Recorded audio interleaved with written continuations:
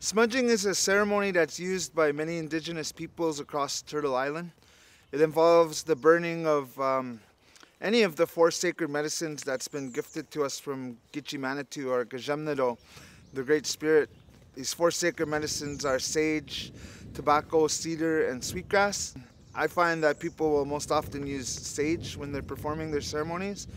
And the idea behind it is that the smoke is a cleansing, so it cleanses the artist or the venue before the performance. So lots of artists will do this prior in preparation for performance. Well, I mean, smudging for me, it's like it's such a personal thing too. But when you get to share it with other people in a circle, especially in a space, it can be very powerful. Smudging in venues is complex, as we all know, and most places won't allow us to do it.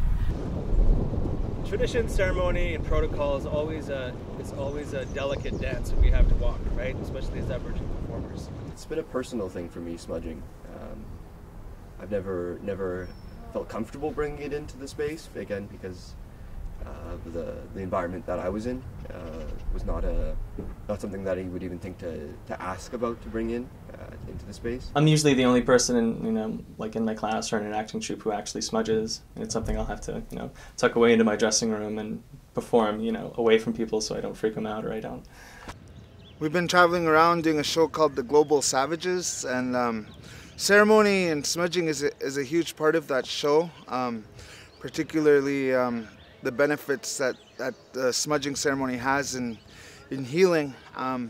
But we perform that particular show outside around the fire, so we don't necessarily have to deal with the challenges of burning the medicines inside a venue, but I can imagine that there are many.